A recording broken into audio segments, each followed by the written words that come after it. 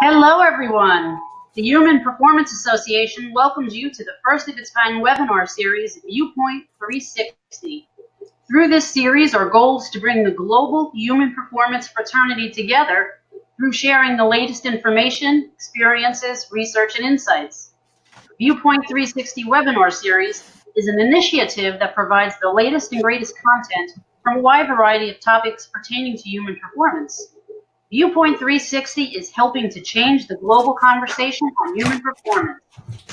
Today, we're delighted to welcome our special guest, Ms. Sylvia Melena. Ms. Malina is the founder and CEO of Malina Consulting Group and an established author. We recently found out Ms. Malina's book, Unsupportive Accountability, How to Inspire People and Improve Performance, won the San Diego Book Awards for Published Business. Congratulations, Ms. Melena, from all of us in the Human Performance Association. Thank you, Cheryl. I appreciate that. We're also joined today by Ms. Ritu Budikati, the Managing Director of Human Performance Association. At this point, we'd like to inform all webinar participants that this webinar will be recorded, and we want you to please feel free to post any of your questions in the chat box during the webinar, and then at the end, Ms. Melena will be happy to answer them for you. Now, over to you, Ms. Malina. Thank you very much. I'm really happy to be here today. And hello, everyone out there. I'm really honored to be with you as seasoned professionals in human performance. And I am really excited about sharing some of my experience. But before we start, I'd love to get to know a little bit more about you. So I kindly ask that you answer 2 brief questions. And here they are. Okay. We have 67% middle management, 33% senior and executive management. Okay, and so middle management and executives, wonderful. Okay, so there's a second question I'd like to ask you. So I see that there's a lot of wealth of knowledge and experience, so this should make the conversation very enriching. Can you pull up the second poll, Stephen, please?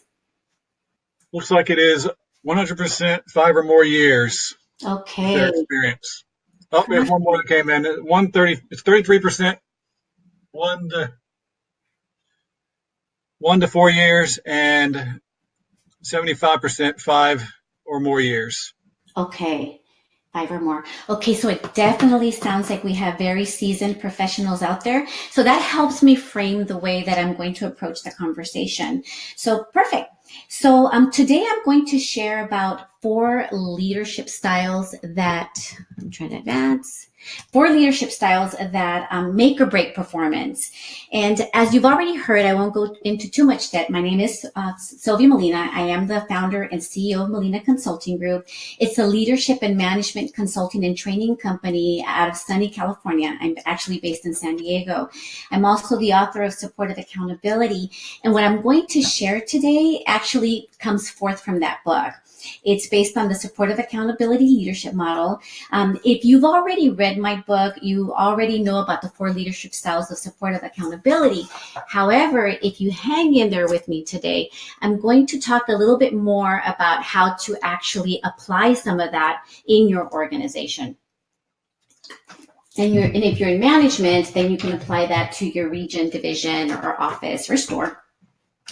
So, and the model came out, so although it is supported by research, I do want to put a little caveat out there that the model, I'm not an academician, so the model came out of 20 years of my own personal experience in middle management and executive management. So it's boots on the ground information that really informed the book. Okay. So with that, I'm going to go ahead and cover today. I'm going to touch bases on 2 critical challenges to workplace productivity and results. I'll cover the 4 leadership styles that make or break performance. I'll review the 7 elements of the style that engages employees and boosts performance. But most importantly, I'll go over how you can take action with this information to start applying this in your organization, region, division, or office. And because of the time allotted to the webinar, I plan to go through things fairly quickly. So again, as Cheryl indicated, there is a chat box. Please feel free to put in your comments, your questions. And I know that we come from different perspectives, different industries. So if you have another perspective that's a little different about what I'm going to share today, know that I welcome that because it does enrich the conversation. So I'm hoping to hear from you today. And at the end, I will answer as many as I can. So with that, let's go ahead and get started. There are two critical challenges to the workplace in terms of performance. I'm not saying these are the only two challenges in the workplace, but these challenges are huge and they impact the success of every organization and in every sector, as you'll see. The first critical challenge to productivity and results is that we continue to face a highly disengaged workforce. The Gallup organization recently released some studies, and you know that they continually survey the American workforce. They released their latest studies in August of 2018. And the sad truth is that 66% of American employees are still disengaged. And that's a fairly large number. But when we look at previous years' data, we have seen a little bit of an uptick, but 66% is still pretty high. And if you break that 66% down into two separate chunks, 13% are completely miserable and 53% show up and only exert the minimum required level of effort. And that's not good for businesses and organizations. So why does this matter? Why does disengagement matter? It's because disengaged employees can't bring their best to work, and it takes a financial toll on organizations. A workplace where disengagement is high is marked by higher levels of lack of motivation, absenteeism, workplace injuries, employee turnover, and lost productivity. And all of this adds up to lower performance, bad customer service, and lost revenue. The second critical challenge to workplace productivity and results is what I like to call the workplace accountability gap. In my 20-year leadership career, I've seen hundreds, and I literally mean hundreds of managers and supervisors at all levels, whether they're new or seasoned executives, struggle with accountability. And this has been true for leaders at all levels. And the data that is out there shows how huge the gap is. In 2015, Training Magazine reported on the findings of the Workplace Accountability Study. And that's a study that was conducted by Partners in Leadership. I know it's a little while ago, it's several years ago, but this study is significant because it was a landmark multi-year study and it covered over 40,000 participants. And the participant came from various industries and job titles and also various levels. Because of this, it's still being cited as of 2019. So the findings of this study, they're pretty huge. They're staggering. They can be summarized best in the researchers' own words. And here's what they wrote. And this is a direct quote. There is an accountability crisis in organizations today, and this crisis is of epidemic proportions. So that is really stood out to me. It's really an epidemic in organizations, and the data that Training Magazine focused on really shows that. So the two data points that stood out to me are the middle bar and then the last bar that you see in front of you. And that's that 82% of respondents indicated they lack the ability to successfully hold others accountable. And the second data point is that 91% of those surveyed ranked improving accountability skills as one of the highest leadership development needs for their organization. These findings are not surprising. They validate what many people have experienced in the workforce, and I'm sure you have experienced it too in your level of leadership. And as you know, the lack of accountability skills has a negative impact on workplace productivity, performance, and most importantly, the quality of the workplace for employees. So we briefly covered the two critical challenges to productivity and results, and that's huge disengagement and a huge accountability gap. So what's the problem? It's lack of balance. Managers and supervisors who have struggled to hold themselves and employees accountable, and especially employees accountable the right way, have either been too harsh, too lenient, or too disengaged.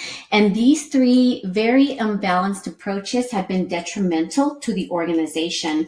It's had a negative impact on not just productivity and results, but engagement, morale, and a lot of other things in the workplace. The key to holding employees accountable the right way is balance. And this is the balance between two very different yet complementary performance management elements, supportiveness and accountability. The supportive accountability leadership model is a simple but powerful framework that will help leaders, and that's leaders across all types of levels, supervisors, managers, executives. It helps them implement that balance in their organizations. The core of the model is supportive accountability, and that's a blend of supportive supervision and strong accountability that sparks employee performance. With supportive accountability, the leadership teams that you oversee can achieve one of three outcomes. The first one is that they can help a struggling employee achieve success, and that really is the ultimate goal of supportive accountability. That's what we're aiming for, and it's the best of the three outcomes. And number two is that the employee discovers that the job isn't a good fit and embraces a new role where he or she can succeed, whether that's within your organization or outside of the organization. It doesn't matter. It truly is a triple win. It's a win for you and your leadership team, a win for the employee, and a win for your organization. And ultimately, and most importantly, all those three wins add up to a win for customers and clients. And then the third outcome is that the employee continues to underperform and is removed from the position. Now, this isn't the goal, but unfortunately, it is sometimes necessary so that your leadership team, your remaining employees, and your organization can succeed and achieve its mission. And again, success is about the people that we were hired to serve as leaders. It's about advancing our organization's mission, and it's about serving the people that we were designed to serve. And if you, your managers or supervisors are uncomfortable with outcome number three, you're not alone. Many managers and supervisors struggle with disciplinary action. I've struggled with it. It's not the easiest thing to do, and it's not what I've looked forward to do. First of all, we're all busy, and documenting performance can be draining. And let's face it, discipline isn't the fun part of our jobs as leaders. However, when we took on that role, when we became a manager, an executive, that process, if we manage people, became part of the effective performance management that we are called to bring forth. And it's necessary to truly support your team, as I'll explain later. So the supportive accountability leadership model also frames performance management using 4 basic leadership styles that make or break performance. These styles are called the 4 leadership styles of supportive accountability.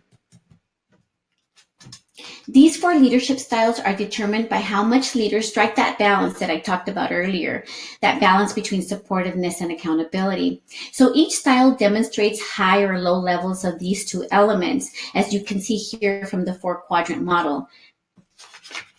Okay, let's take a closer look.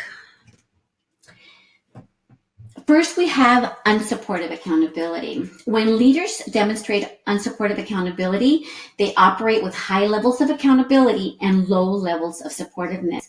They demand high performance, but don't provide resources and emotional support. And that's very important for employees to achieve the high demands. This can create a harsh, uncaring, and sometimes intimidating work environment. These leaders are often successful in pressuring employees because it works. If people use the stick, people often produce. Unfortunately, it's detrimental to the organization. It's huge in terms of the cost. It affects our employees' well-being, their health, their safety, their feelings of safety, which in turn translates to negative effects to customers and the organization. And this negative impact can have long-term consequences for your organizations. If you supervise leaders that operate with unsupportive accountability, then you are facing some serious risk, and not just in terms of turnover, performance, and morale, but people can only take so much. and for so long. Working for a boss that piles on the work with little or no support is unsustainable, and something eventually has to give. And it usually does. And we've all, read case studies in the news. We may have experienced things in our organizations where sometimes employees rise up and then they leave, either they leave the organization or they choose to stay, but they take their complaints outside of the organization. So really, this is not a win for anybody. On the opposite end of unsupportive accountability, we have supportive unaccountability. And here, leaders have high levels of supportiveness and low levels of accountability. They basically worry too much about being liked and making employees happy. And I'm not saying that there's anything wrong with being liked. I love being liked personally. I don't like being disliked. And making employees happy is a good thing, but that can't be our sole focus. They have difficulty holding themselves and employees accountable for meeting organizational goals and priorities.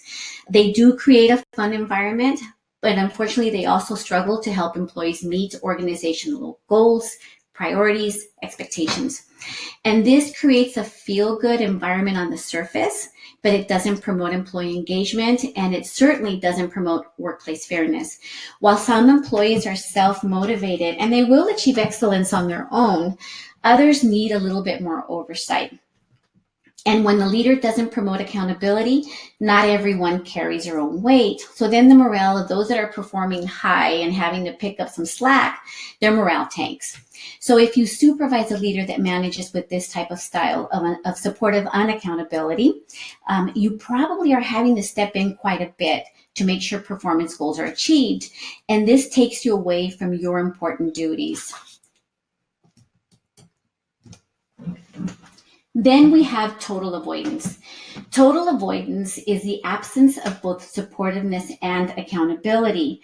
It's a totally hands-off approach where leaders relinquish their responsibility, and that's the responsibility to lead, guide, inspire, and to hold themselves and their employees accountable for achieving results. When you see a leader operating in this manner, you see that they're not addressing concerns as they arise, which causes them to then snowball into bigger issues that require a higher degree of intervention down the line. Instead of getting ahead of issues and problems and concerns, they operate in a reactive mode, constantly putting out fires, handling unnecessary emergencies. It kind of brings me to memory of a manager. I remember going up and down a 2-story building trying to put out fires. And this creates a chaotic work environment. It causes unnecessary workplace stress for everyone involved. If you supervise a leader that displays total avoidance, then it's taking a lot, and I do mean a lot, of your time, your energy, and your intervention when things escalate, and even when they don't. And this can be really, really draining. Then we have supportive accountability, and that's the opposite of total avoidance on the 4-quadrant model. And supportive accountability is the balanced approach and the most effective of the 4 leadership styles. It shows high levels of supportiveness complemented by high levels of accountability. And there's no real precise amount or measurement. There's no magic formula for how much support and accountability are needed. Each situation is going to be different, and there are several factors involved when we determine how much of each to apply. But the best leaders, the best of them all, they're agile, and they gauge each situation in order to apply the right amount of support and accountability. So when I use the word balance, this balance is not always 50-50. It really depends on the circumstances and on the whole lot of variables. At any rate, when issues arise, these leaders don't look for someone to blame. They actually do a lot of self-evaluation and self-reflection. They try to find out how they can lead, what they can improve, how they can be more supportive. And when things do escalate or bubble up, they try to find out what really happened. Not the blame game, but what went wrong and what's the root cause. If you supervise leaders that walk in support of accountability, you're not having to constantly ask for status updates and how's this project going on, because they give that information to you proactively. because they're monitoring proactively and they're taking action proactively. They're coming to you and letting you know how things are. They've got their finger on the pulse, which keeps your finger on the pulse. Working for these types of leaders is a breath of fresh air. I know, because I've been privileged to manage several managers and supervisors that have operated in supportive accountability. And it allowed me to really focus on the things that were on my plate, such as strategy, bringing resources to bear, and it freed me up from micromanagement. I don't like to micromanage. Unfortunately, if I have to, I'm good at it, but it's very, very draining, and it's not the way I prefer to operate. So the intent of the 4 leadership styles isn't to label you or the managers or the supervisors on your leadership teams. It isn't to label me as a leader, but to provide you with a framework so that you can discover your own and your leadership team's performance management approach. Leading with supportive accountability is a choice, and it's a choice that has tremendous impacts on the quality of the workplace in terms of employee health, well-being, engagement, and performance. It will also help you establish strong supervisor-employee relationships within the teams that you manage within your organization, division, or unit. And this is crucial. And it's crucial because a strong supervisor-employee relationship is a foundation of supportive accountability leadership.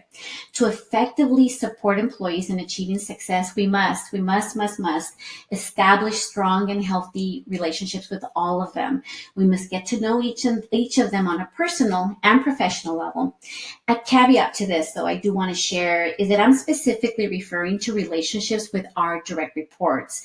If you're responsible for a large organization, geographical area, division, or office comprised of thousands or even only hundreds of employees, you don't have the time to get to know each of them in a whole lot of depth. Yes, you'll know about them, and you may know, things about their children, their hobbies, but in the level of depth that you would have with a direct report may not be feasible with a workforce that size.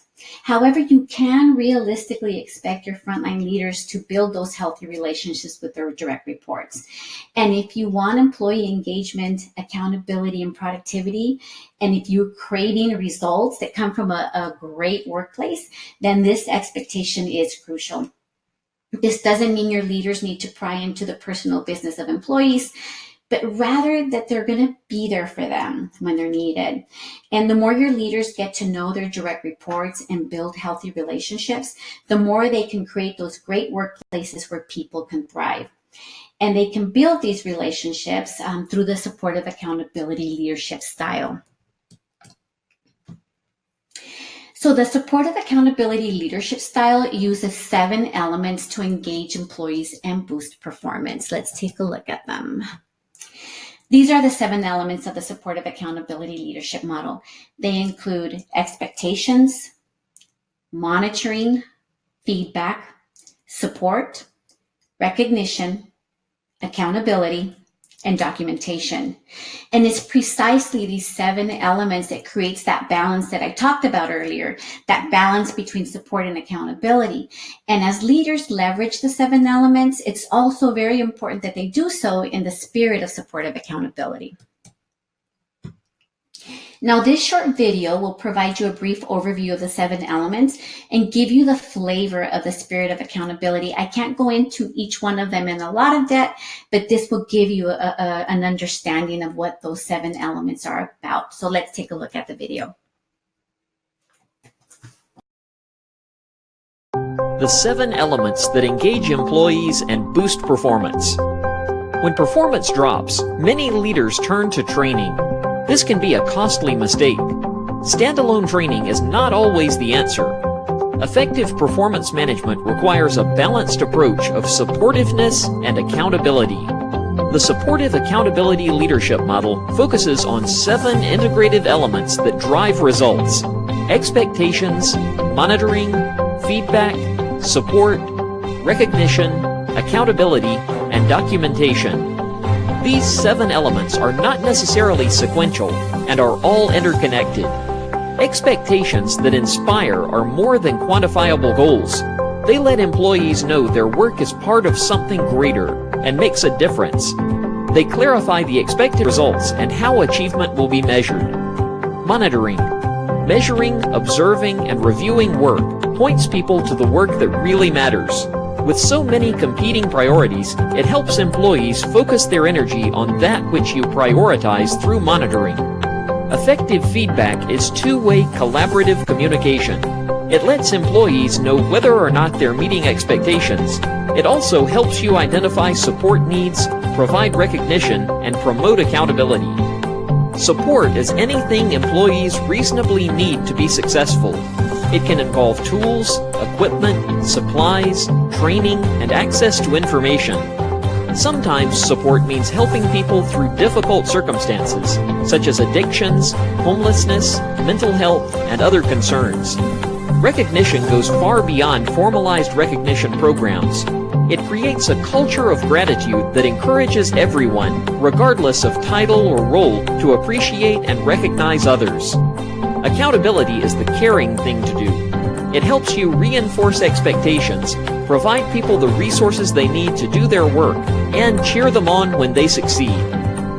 Documentation is not optional. It's critical for fair, accurate, and complete performance evaluations. It also supports recognition and disciplinary action. Many leaders struggle with documentation, but the right tools and best practices can ease the burden. None of these 7 elements matter without the most crucial factor for unleashing performance excellence: a strong supervisor-employee relationship. This relationship is the foundation of supportive accountability leadership. As a supervisor, you alone can make or break the workplace in the eyes of employees. That's why the core of the model is supportive accountability, a blend of supportive supervision and strong accountability that sparks employee performance. This is the key to achieving success. So whether you want to jumpstart new employee performance, transform good performance into performance excellence, or turn around lackluster performance, supportive accountability leadership can help you achieve results. Malina Consulting Group. www.leadershipstrength.com.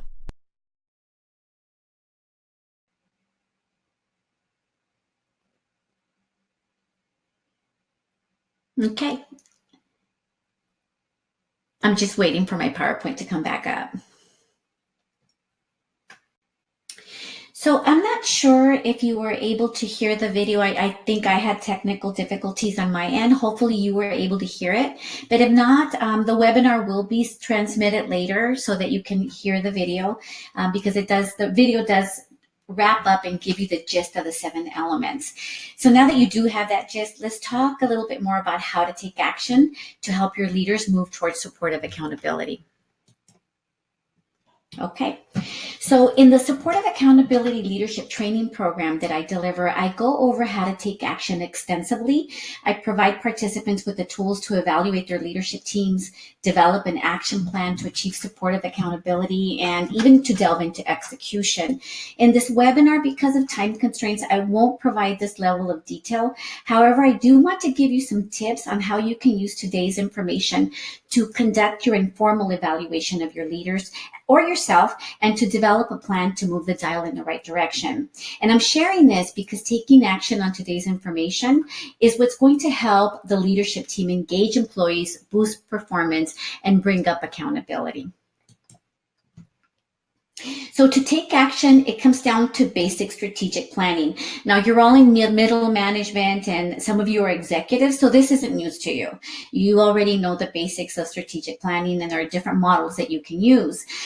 What it comes down to is that you can assess, develop a plan, and execute the plan, evaluate it and refine it. But let's see how we can use this planning process to achieve supportive accountability.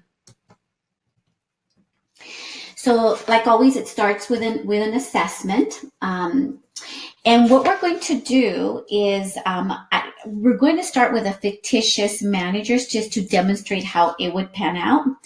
And let's say you have a manager named Mike, and Mike is responsible for a large office. Through your own observations and through information you receive from various sources and data that you're looking at, if you feel that Mike has room for improvement. So we start with the informal assessment. It's not a full diagnosis, but a simple pulse check. So you use the 4-quadrant model, like here in this slide, that depicts the 4 leadership styles of supportive accountability, and that's your reference point.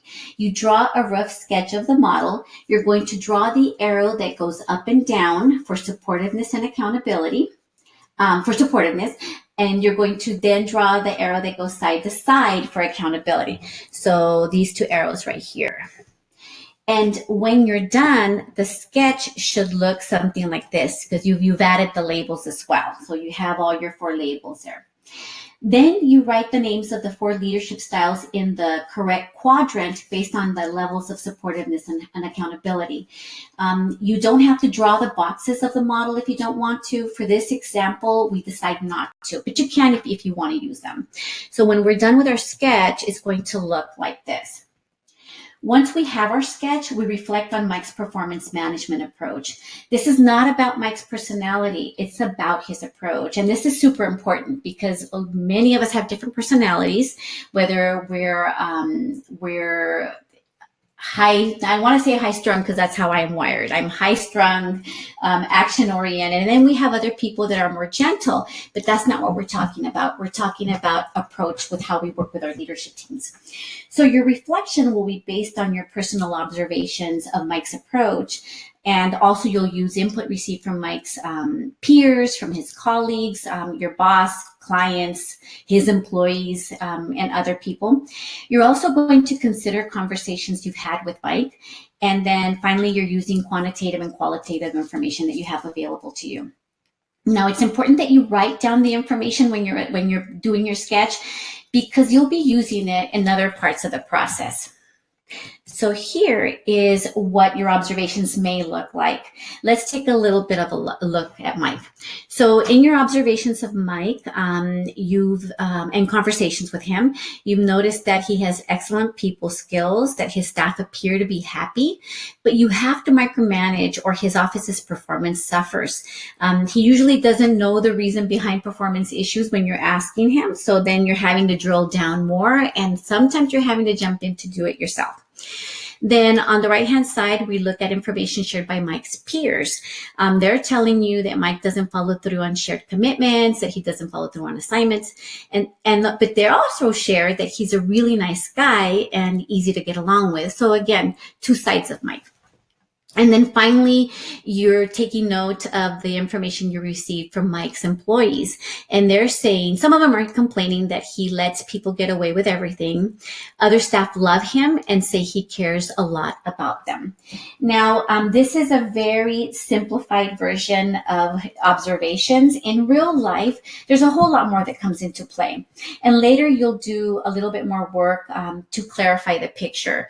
For our purposes, this is a simple way to kind of get the point across. For now, you're going to use this information to determine whether Mike is high or low in supportiveness. Again, it's not about Mike's personality, it's about his approach, and I cannot underscore that enough. So Mike's approach isn't going to be the same all the time. There are going to be times that he may change his approach, but what you're going to use to determine his main approach is how does he consistently operate? What is Mike's most consistent approach? And in this scenario, Mike's approach is all about making sure people are happy at work, but not so much about ensuring performance objectives are met. And therefore, your quick pulse check indicates that Mike's leadership approach is supportive on accountability. So you circle that on your sketch as you see here in the slide.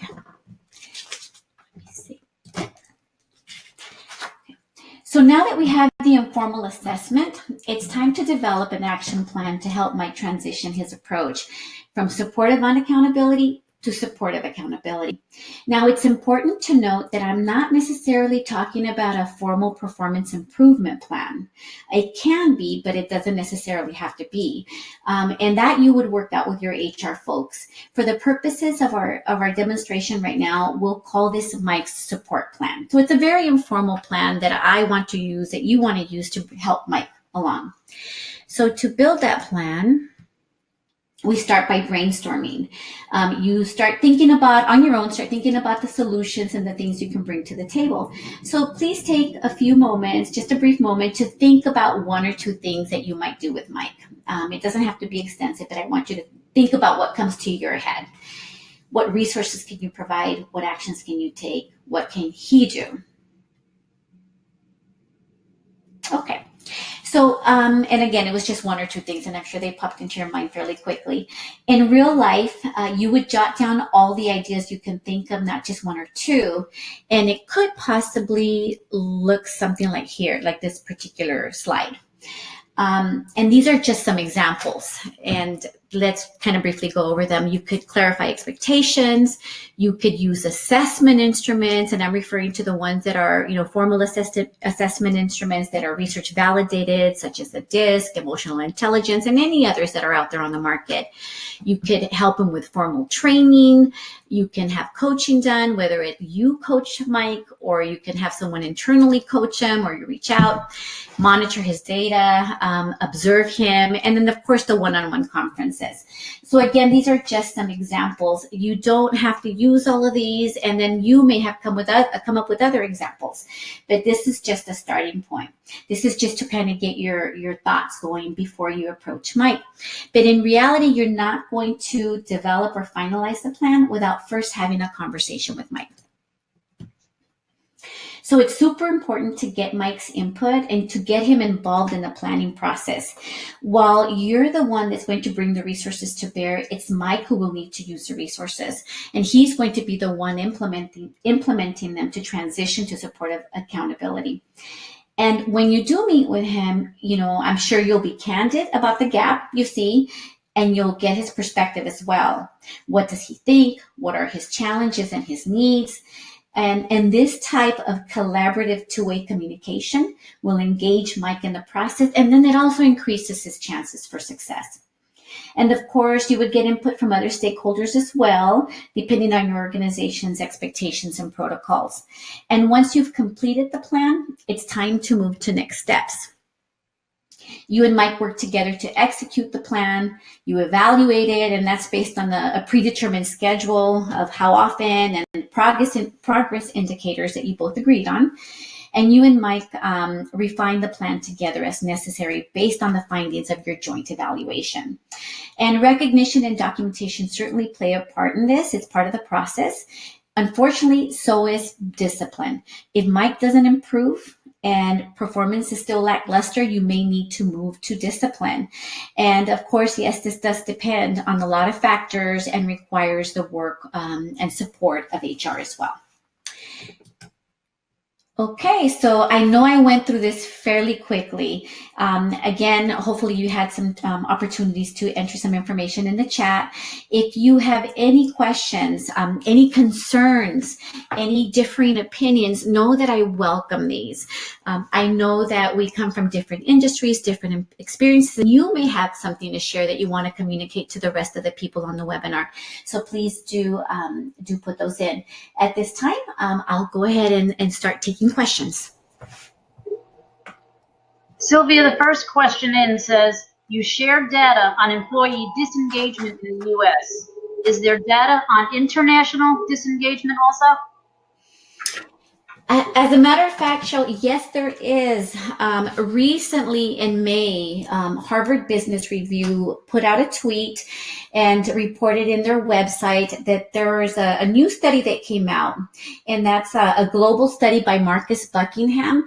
And unfortunately, the data on that shows even higher disengagement at the international level. So 84% of those surveyed in 13 countries are disengaged. I can't give specific breakdowns. I don't have it in front of me, but it is through Harvard Business Review, or you could actually go on Marcus Buckingham's website, and he has an executive summary that you could actually sign up for and get.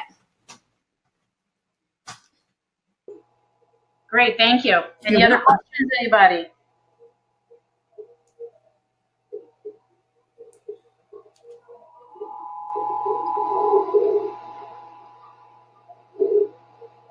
Okay, Ms. Ritu, over to you. Do you have anything you'd like to share?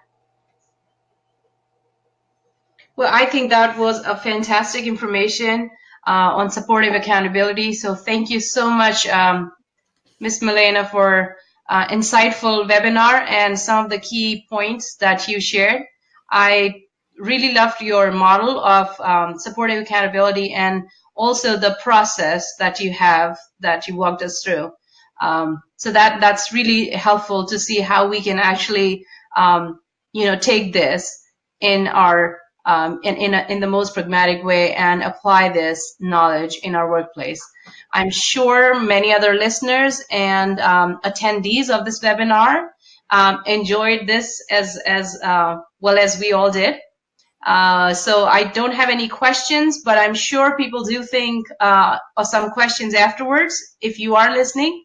And if you have any questions today for us, please feel free to send them to us, and we will, or write directly to Sylvia.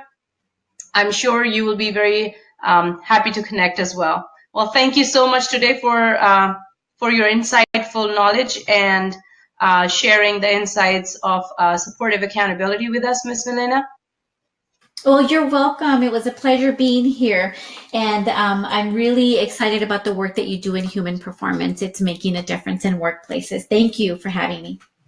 Thank you. Thank you so much. And everybody who's listening today and or not, for some reason, we will be sending the recording link soon to everybody who signed up for this webinar. So once again, thank you so much for joining us today.